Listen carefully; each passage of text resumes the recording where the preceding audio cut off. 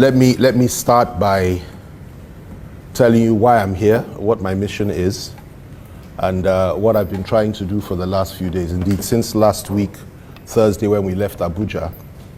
Once I've done that, I'll say a few words about what I saw here, and then perhaps CPS would open it up to the floor for your questions, which will probably be the most important thing. But the background to this visit is the fact that since last week, Thursday, I've been on a tour of a number of states to see a number of governors in this country.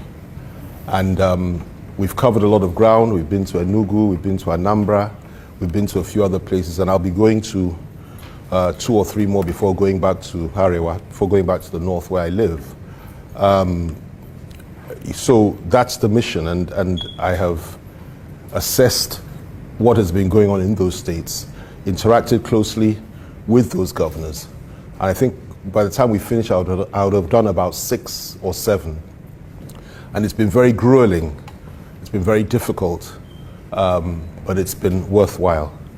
So as part of that process, the whole idea was to stop at Cross River State, and the governor was very kind, hosted me here, and we went to see the projects, or some of his projects here, for me to be able to see for myself what he had managed to achieve in the state. And of course, I was very impressed with what I saw. If I wasn't, I would say so. And I had never known, I never knew, even I never knew the level of development that has taken place under him over the last few years. So that's really the background, that's why I'm here.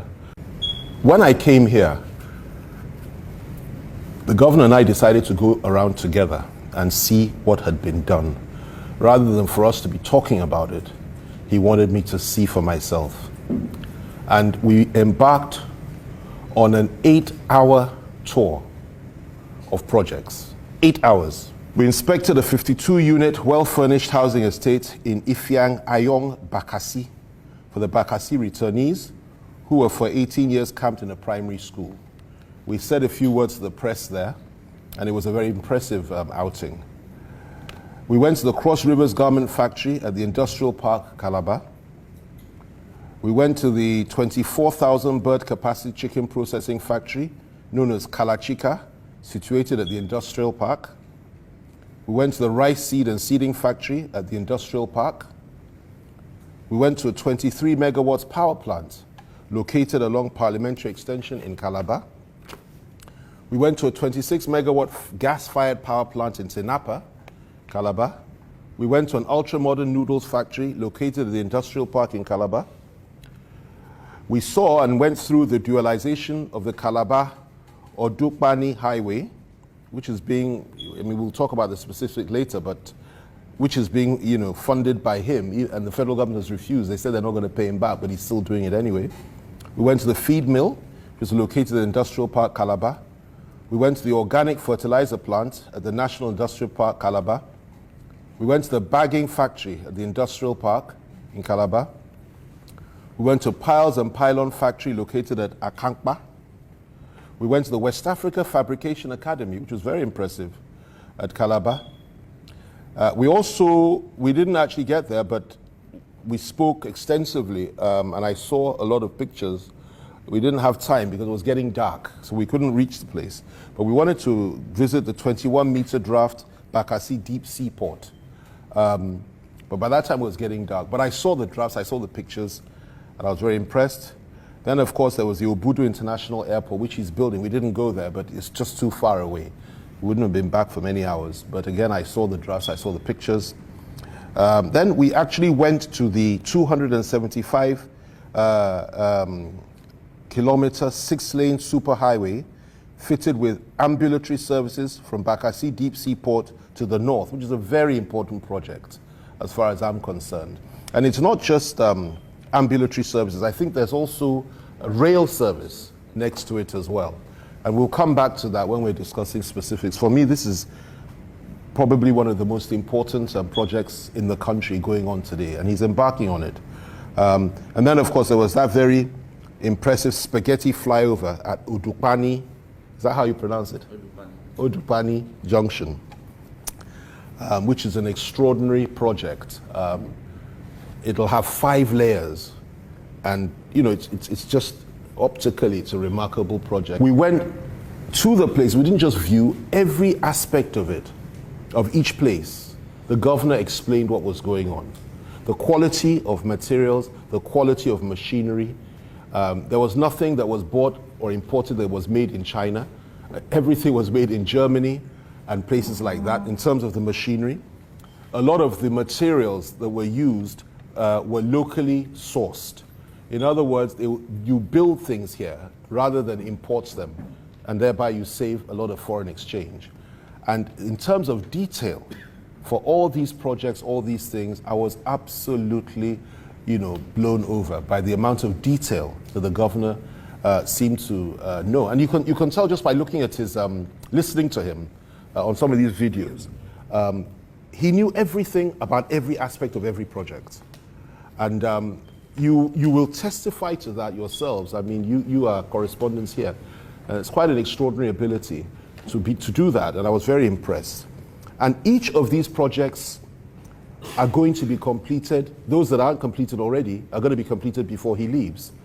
And some of them, for example, the first one we went to, that's the garment factory, has about 3,000 workers there already, all wearing yellow shirts and producing things like face masks and so many other things right now, providing employment. Now, apart from all this that I've said, there's also something that I found interesting. This industrial park, the industrial park that he has created there, he built it out of nothing, as you know. Many Nigerians forget what things were like in the past once development comes. I remember during Obasanjo's regime, and there was so much infrastructural development over the 8 years that he was there. And the economy was improved. Everything changed within 8 years in this country. We became a nation that could hold our heads up high again. And by 8 years later, people forgot that 8 years before when he came in, that, you know, the country was on the verge of disintegration. We were owing everybody. It was a mess. There was nothing working. By the time he left, we had paid off our international debts. We weren't owing anybody. Infrastructure had developed. The economy had stabilized. These are facts, verifiable facts. But people seem to forget 2-3 years after he left office. And of course, they started hurling bricks at him and so on and so forth. And that is why it's important for us to keep emphasizing where a governor or a government gets it right, so that people don't forget. The situation of Cross River State is a very interesting one, as far as I'm concerned. What my own perception of it is this.